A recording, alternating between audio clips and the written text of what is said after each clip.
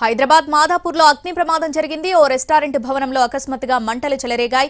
మంటల వ్యాప్తికి సిలిండర్లు పేలిపోయాయి. పక్కన ఉన్న భవనం అద్దాలు ధ్వంసం కాగా కొంతమందికి గాయాలయ్యాయి. సమాచారం అందుకున్న ఫైర్ సిబ్బంది ఘటనా స్థలానికి చేరుకున్నారు. ఫైర్ ఇంజన్లతో మంటలు ఆర్పుతున్నారు సిబ్బంది.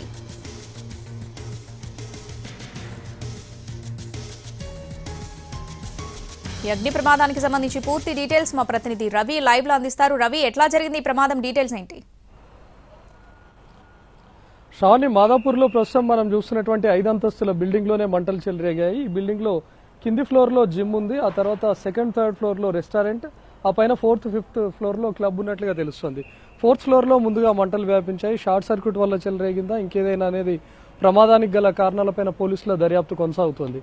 కానీ ఎగ్జాక్ట్గా 5:30, 5:45 ఆ టైంలోనే మంటలు చెలరేగినట్లుగా ఐటీ ఉద్యోగులు చెప్తా ఉన్నారు. ఒక్కసారిగా లోపల క్లబ్లో ఉన్నటువంటి కిచెన్ డిపార్ట్మెంట్లోనే ముందుగా మంటలు చెలరేగడంతో అక్కడ ఉన్నటువంటి సిలిండర్స్ బ్లాస్ట్ అయ్యాయి. ఇక్కడ ఉన్నటువంటి నిర్మాణాలన్నింటినీ కూడా గ్లాస్తో చేసినటువంటి నిర్మాణాలు కావడంతో ఆ సిలిండర్ల పేలుడు దాటికి ఒక్కసారిగా అద్దాలు ముక్కలు ముక్కలుగా ఎగిరిపడ్డాయి. ప్రస్తుతం ఇక్కడ ఉన్నటువంటి పరిస్థితులు కూడా మనం చూడవచ్చు. ఒక్కసారిగా అద్దాలన్నీ కూడా ఏ విధంగా ధ్వంసమై పగిలిపోయి ఉన్నాయో.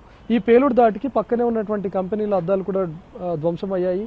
పక్క కంపెనీలో ఒక ఫ్లోర్లో మాత్రమే కొంతమంది ఉద్యోగులు ఇంకా నైట్ షిఫ్ట్లో ఉన్నటువంటి వాళ్ళు పనిచేస్తున్నట్లుగా తెలుస్తుంది.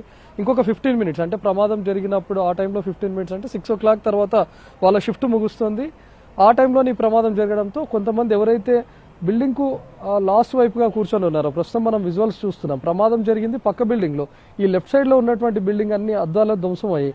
ఆ ప్రాంతంలో కూర్చున్నటువంటి కొంతమందికి గాయాలైనట్లుగా తెలుస్తుంది. వెంటనే ఆ బిల్డింగ్లో ఉన్నటువంటి వాళ్ళందరినీ కూడా బయటకు పంపించారు. ఎవరికైతే గాయాలయ్యాయో వాళ్ళందరినీ ఆసుపత్రికి పంపించారు.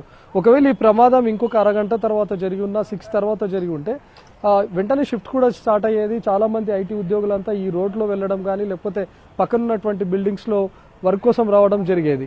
కానీ ఎగ్జాక్ట్ 5:30 ఆ టైంలో జరగడంతో ప్రాణ నష్టం అయితే తప్పింది. ఒక్కసారిగా ఈ పేలుడు దాటికి అద్దాలు ముక్కలుగా పడినటువంటి క్రమంలో కింద ఎవరైనా ఎంప్లాయీస్ నడుచుకుంటూ వెళ్తున్నా లేకపోతే పక్కన ఉన్నటువంటి కంపెనీస్లో వాళ్ళు పనిచేస్తూ కూర్చున్నా కూడా ఆ అద్దాలు ధ్వంసమైనప్పుడు వాళ్ళు కూడా ప్రమాదానికి గురవడం లేకపోతే ప్రాణాలు కోల్పోయేటటువంటి పరిస్థితి కూడా ఉండేది. ప్రస్తుతానికి మంటలు అదుపులోకి తెచ్చే ప్రయత్నం చేస్తున్నా కూడా 5th ఫ్లోర్ దాకా ఫైర్ డిపార్ట్మెంట్లో ఫైర్ ఫైటర్స్ లోపల దాకా వెళ్ళలేకపోతున్నారు.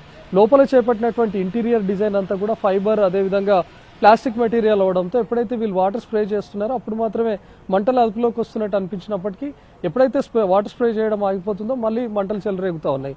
ప్రస్తుతానికి మాత్రం ముందు భాగం నుంచి ఫైర్ డిపార్ట్మెంట్ వాళ్ళంతా మంటలను అదుపులోకి తేయగలిగారు. ఇంకా లోపల వైపు ఇంకా ఫైర్ కొనసాగుతూనే ఉంది. వాళ్ళు చేపట్టినటువంటి ఇంటీరియర్ నిర్మాణంలో కూడా పైకప్ అంతా కూడా ప్లాస్టిక్ కానీ లేకపోతే ఈ ఫైబర్ మెటీరియల్ వాడడంతో మంటలు కంటిన్యూగా ఎగిసిపడతానే ఉన్నాయి.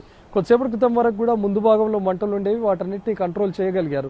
అయితే ఇప్పుడున్నటువంటి టైంలో ఇదంతా నిర్మాణం గ్లాస్తో చేపట్టినటువంటి నిర్మాణం కావడంతో మంటలు అదుపులోకి వచ్చినా సరే ఆ గ్లాసెస్ అన్నీ కూడా కింద పడిపోతే మరీ ముక్కలుగా మరొకసారి పడే అవకాశం ఉండడంతో రెండు వైపులా ప్రస్తుతం పోలీసులు రాకపోకలు కూడా ఆపివేశారు, బ్యారికేడ్స్ని పెట్టారు. ఎవరు ఎంప్లాయీస్ను కూడా ఇటువైపు అనుమతించట్లేదు.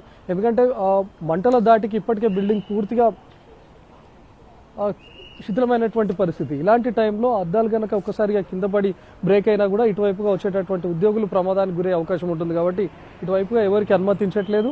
పక్కన ఉన్నటువంటి కంపెనీస్లో కూడా ఉన్నటువంటి వాళ్ళను ఇప్పటికే బయటకు పంపించేశారు. ఎవరైతే స్వల్పంగా గాయపడినటువంటి వాళ్ళు ఉన్నారో వాళ్ళని ప్రస్తుతానికైతే హాస్పిటల్కి పంపించారు. ఎవరికి ప్రాణ నష్టం అయితే జరగలేదు. ఇదే ప్రమాదం ఒకవేళ ఇంకొక అరగంట తర్వాత జరిగి ఉంటే మాత్రం పెద్ద ఎత్తున ప్రాణ నష్టం కూడా సంభవించేది.